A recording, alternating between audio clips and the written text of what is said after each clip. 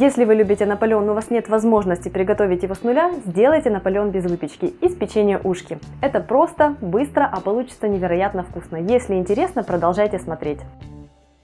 Только посмотрите, каким уютным получается этот ленивый Наполеон без выпечки. Помимо того, что такой вот ленивый Наполеон выручит вас в условиях нехватки времени, он отлично подойдет тем, кто не любит возиться с тестом и у кого нет духовки. А еще это будет идеальный вариант для лета, когда за окном так жарко, что включать духовку – это последнее в списке пожеланий. Такой торт отлично подойдет для приготовления с детьми. Сварите крем, а дети пускай соберут его. Отличное развлечение и прекрасный десерт на выходе. Чем не праздник? Обязательно возьмите на вооружение этот рецепт, даже если считаете, что Наполеон должен быть только классическим, приготовленным с нуля. Этот рецепт – настоящая палочка-выручалочка.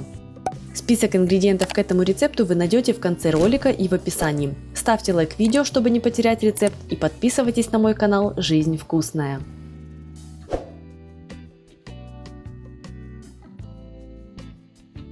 Привет, меня зовут Галина Артеменко. У меня есть семейный рецепт Наполеона, который для меня является эталоном. Я его обязательно еще сниму, а сегодня хочу с вами поделиться рецептом, который выручит всех, у кого нет возможности, нет времени готовить традиционный классический Наполеон с нуля. Например, вы готовитесь к какому-то семейному празднику, готовите еще кучу разнообразных блюд, и у вас просто уже нет ни сил, ни времени готовить еще и полноценный десерт. Поберегите свои силы и приготовьте такой вот ленивый Наполеон. Отличить его смогут далеко не все, только те, кто обращают внимание на разрез. Большая часть людей, когда видят Наполеон вот на столе, они прямо набрасываются на него, и уже никто не рассматривает, что там у него в разрезе. Особо внимательные, конечно же, обращают внимание, но после хорошей пропитки этот торт по вкусу не отличается от традиционного. Помимо того, что я предлагаю схалтурить с коржами, я предлагаю еще ускорить и приготовление заварного крема. Как об этом будет дальше, и если вам интересно, продолжайте смотреть. Поехали! На форму диаметром 20-22 см потребуется 400 грамм слоеного печенья ушки. 50-70 грамм из общего количества отложите, чтобы потом сделать крошку. Для крема возьмите 750 мл молока, 100 грамм простого и одну упаковку ванильного сахара. Жирный вариант с натуральной ванилью. Также потребуется 3 яйца, 50 грамм муки и 15 граммов крахмала. Первым делом подготовьте форму, в которой будете собирать торт. Так после приготовления крема у вас уйдет каких-то 5 минут на сборку. Отрежьте 2-3 полоски пищевой пленки и уложите их внахлёст, чтобы получилось своеобразное полотно. Уложите его в форму и примните, чтобы пленка легла гладким слоем. Напоминаю, что у меня форма диаметром 20 см. Итак, секрет с ускорением приготовления заварного крема. Небольшая предыстория. Когда я пекла торты на заказ, я очень часто проходила какие-то онлайн-курсы, смотрела обучающие видеоролики, и именно там я узнала вот этот вот секрет приготовления крема. Им пользуются профессиональные кондитеры очень часто в кондитерских, потому что он действительно позволяет ускорить процесс в разы. В отличие от классической технологии, по которой яйца или желтки темперируются горячим молоком в миске для смешивания, здесь весь процесс происходит уже непосредственно в кастрюле с закипающим молоком. Это невероятно ускоряет процесс и упрощает его, но есть одна ключевая штука. Работать надо очень быстро. Сейчас вы все поймете, давайте посмотрим. Смешайте в глубокой миске обычный сахар и ванильный сахар. Всыпьте муку, крахмал, я использую кукурузный, а также вбейте яйца. Перемешайте смесь венчиком до полной однородности и максимальной гладкости. Вы можете пробить смесь также при помощи погружного блендера. Если комочки останутся в смеси, они будут и в готовом креме. В небольшую кастрюльку влейте молоко и отправляйте его на огонь. До кипения я довожу молоко на большом огне, а затем убавляю его. Когда молоко начнет подходить к закипанию, пора интенсивно подвигаться. Быстрым движением вылейте яичную основу в закипающее молоко и сразу же, немедленно ни секунды, начинайте активно перемешивать крем.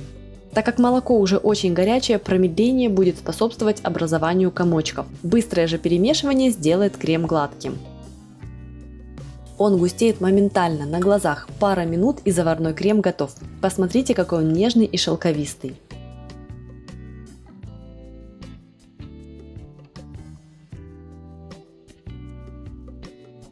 Крем готов, но ждать, пока он остынет, я не буду. Сразу же приступаю к сборке, к формованию моего Наполеона. Горячая температура крема поспособствует тому, что торт будет готов быстрее, печенье лучше пропитается, с учетом того, что оно толще, чем традиционные коржи для этого торта, поэтому это нам на руку. Собираем торт. На дно подготовленной формы, она в дальнейшем станет верхом, отправьте четверть горячего крема и распределите его ровным слоем. Выложите слой печенья ушки. Если где-то образовываются пустоты, заполните их, отломав часть печенья. Повторите распределение крема и укладывание печенья еще трижды. Всего получится 4 слоя.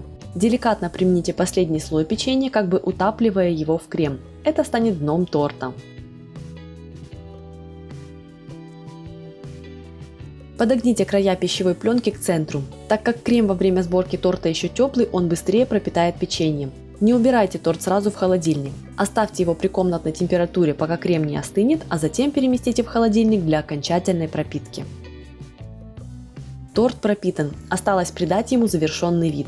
Разверните дно торта и уложите какую-то основу. У меня специальная подложка для торта, но также прекрасно подойдет небольшая доска или плоская тарелка. Переверните Наполеон.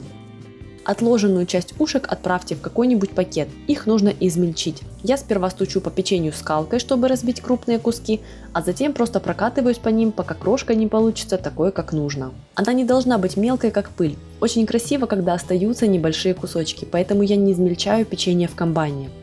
Снимите пищевую пленку и обсыпьте крошкой бока торта, слегка вдавливая ее. Очень удобно делать это вот так, на весу.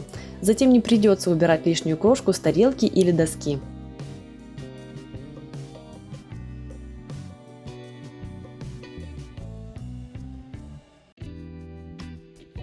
Завершите отделку, густо посыпав крошкой верх торта.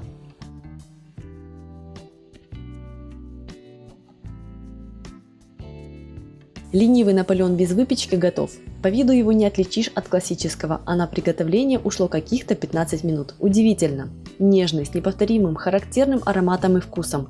Его не спутать ни с одним другим тортом. Молочный крем, сливочный аромат теста и легкие ванильные нотки. Что еще нужно, чтобы почувствовать себя хорошо? Спасибо за ваши лайки, они помогают мне понимать, нравятся вам такие рецепты или не нравятся, и как вам вообще идея с такими вот вариантами халтуры, со знаменитыми, с классическими рецептами. Я, честно говоря, очень люблю классические рецепты, с которыми надо, наверное, немножко повозиться, но иногда обстоятельства диктуют и говорят либо так, либо вообще никак. Что думаете вы? Меня зовут Галина Артеменко, подписывайтесь на мой канал, если вы еще не подписаны, и нажимайте на колокольчик, чтобы не пропускать выход новых видео.